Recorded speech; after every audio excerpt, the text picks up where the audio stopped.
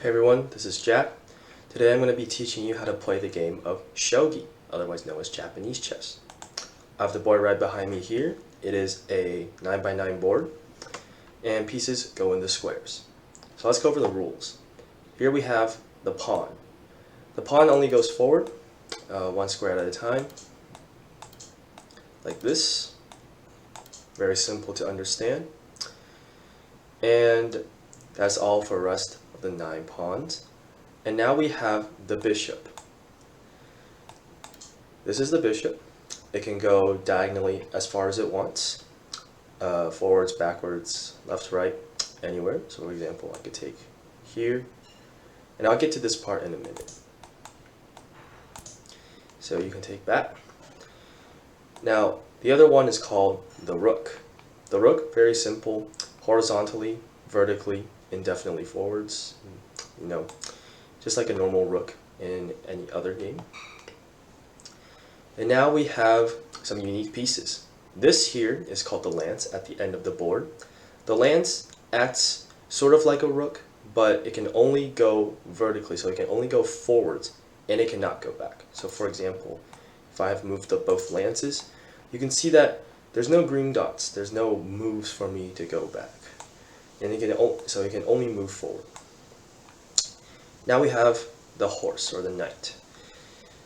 The knight is in the L-shaped pattern, so 2 forwards, 1 sideways. Same thing for the other knight. And the thing about this is, the horse, or the knight, can only move forward in Shogi. So it cannot move sideways, it cannot move back. You can see that it only goes forward. And now another unique piece, we have the silver general.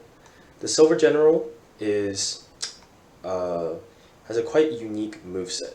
So I'll show you right here.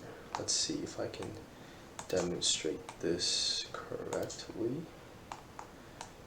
Okay, so you can see that the silver general moves 3 spaces out in front, so directly in front, left diagonally front, right diagonally front.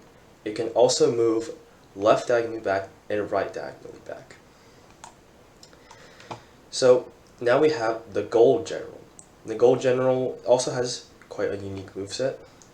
I'll be sure to demonstrate it very clearly.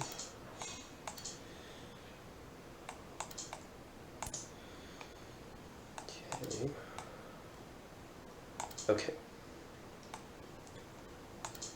Now, you can see that the gold general can move forwards, diagonally right, diagonally left, although this is taken by a pawn, left and right directly, and backwards 1 space.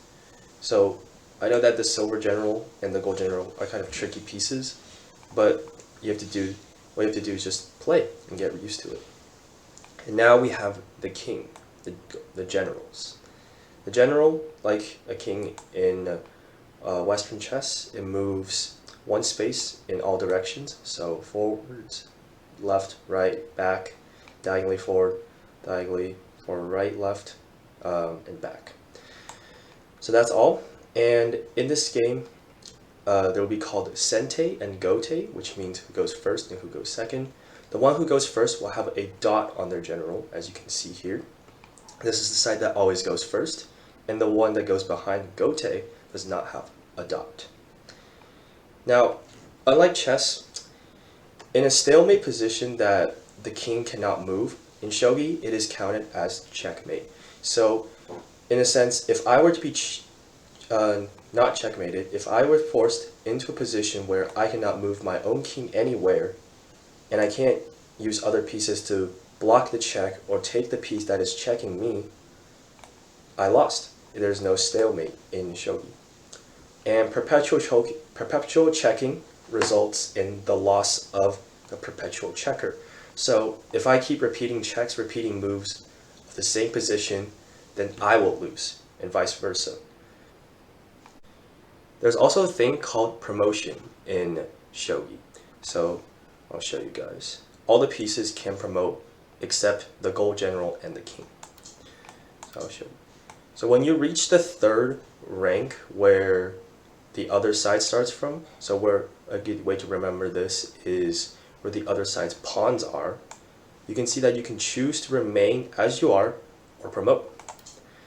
When promoted, the pawns, lance, knight, silver general all move now like a gold general. So you can see that now I move like a gold general after being promoted. Another interesting promotions are the big pieces, the bishop and the rook. When the bishop is promoted,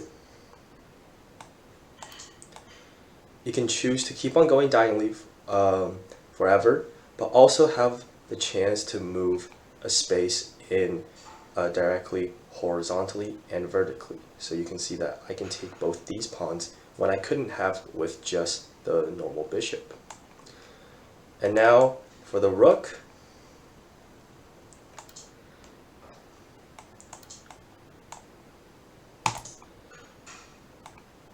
Now the rook can now move horizontally and vertically indefinitely, and also gain a direction in the diagonal cell. So now as you can see that I can take this pawn when I couldn't have previously taken it when it was just a regular rook.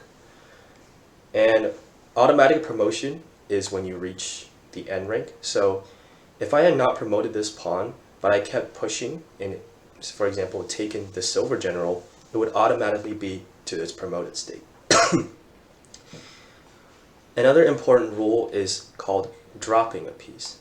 So dropping a piece is when you can take others' pieces and use their pieces as your own in Shogi. So for example, I can now choose to drop this knight anywhere I want on the board, but it sacrifices one of my turns, so it counts as me moving, say, a piece. So I could either choose to move a piece or drop a piece onto the board. Now, dropping a piece into the third rank immediately, for example here, does not give it promotion. So